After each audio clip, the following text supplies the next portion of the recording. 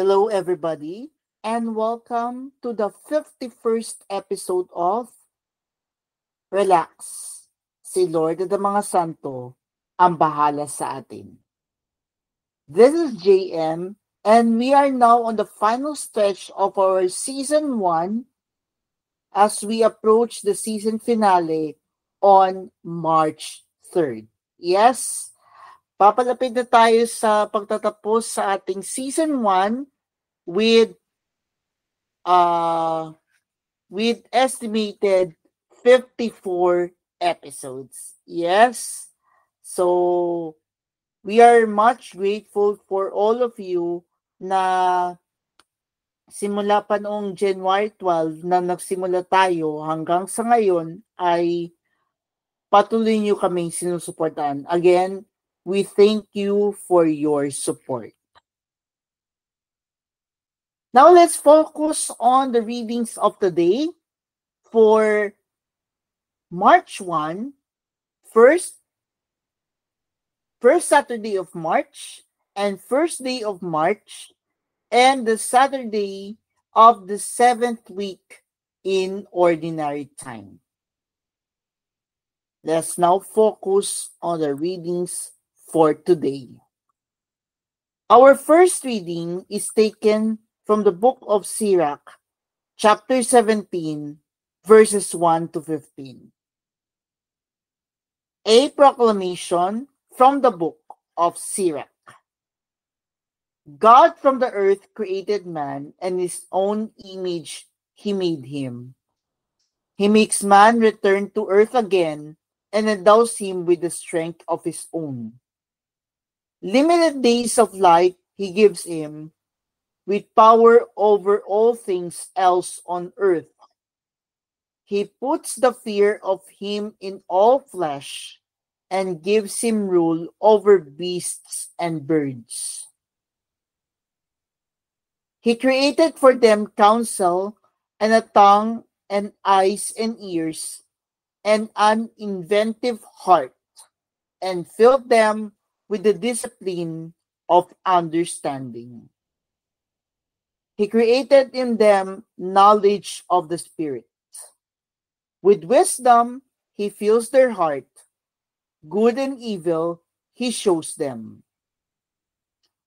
He put the fear of himself upon their hearts, and showed them his mighty works, that they might glory in the wonder of his deeds, and praise his holy name.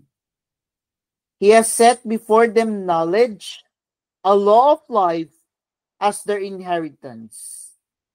An everlasting covenant he has made with them. His justice and his judgments he has revealed to them. His majestic glory their eyes beheld, his glorious voice their ears heard. He says to them, avoid all evil. Each of them he gives precepts about his fellow men. Their ways are ever known to him. They cannot be hidden from his eyes. Over every nation he places a ruler, but God's own portion is Israel. All their actions are clear as the sun to him. His eyes are ever upon their ways. The word of the Lord. Thanks be to God. Our response to the responsorial psalm for today is, the Lord's kindness is everlasting to those who fear him.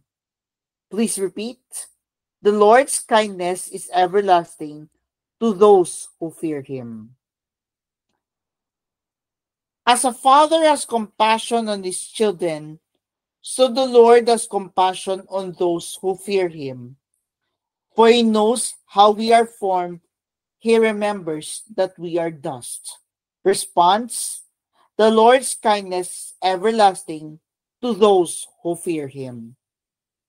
Man's days are like those of grass, like a flower of the field he blooms. The wind sweeps over him and he is gone, and his place knows him no more. Response: the Lord's kindness is everlasting to those who fear him.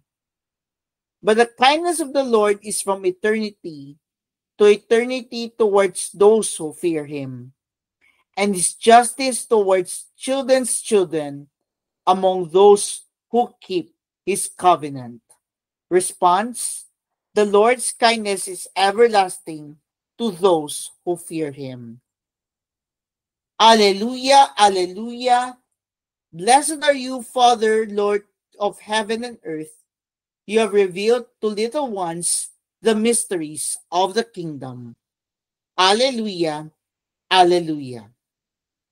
Now let's focus on the gospel for today, and is taken from the Gospel of Mark, or Saint Mark, chapter 10, verses 13 to 16. A proclamation from the Holy Gospel according to Saint Mark. Glory to you, O Lord. People were bringing children to Jesus that he might touch them, but the disciples rebuked them. When Jesus saw this, he became indignant and said to them, "Let the children come to me. Do not prevent them, for the kingdom of God belongs to such as this. Amen, I say to you, whoever does not accept the kingdom of God like a child will not enter it." Then he embraced the children and blessed them, placing his hands on them. My dear friends, my fellow relaxers, this is the good news of our salvation. Praise to you, Lord Jesus Christ. Again, we are on the final stretch of our first season of Relax. Si Lord at mga Santo ang bahala sa atin. And we shall now reflect on the Saturday of the 7th week in Ordinary Time. Base sa iba't ibang pag-aaral, marami ang mga bata na may dinaranas na kapansanan, kahinaan, at kakulangan.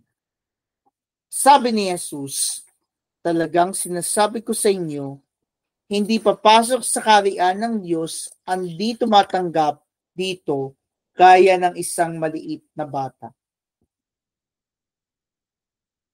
Paano natin inaaruga ang mga bata? Paano natin sila hinuhubog, lalo na ang mga batang mayroong kapansanan? Itinuturing ba natin silang balakid o pabigat sa buhay? Mahal ng Diyos ang lahat ng tao, lalo na ang mga bata. May kapansanan man o wala. Wala siyang pinipili. Nasa pagpapala tayong lahat ng Diyos, lalo na ang mga tumatanggap sa kanila. Let's all pray together in the name of the Father, and of the Son, and of the Holy Spirit. Amen. Jesus, salamat sa pagmulat mo sa amin kung paano ituring ang mga bata. Sana po, pantay-pantay ang turing namin sa kanila, mayroon man o walang kapansanan. Mary, guide me to recognize my need for God's wisdom and love. Amen. In the name of the Father, and of the Son, and of the Holy Spirit. Amen. And we shall conclude our 51st episode here. This is JM saying and reminding you that always remember to recognize your need for God's wisdom and love as we pray for a better season 2 of this podcast show. God bless.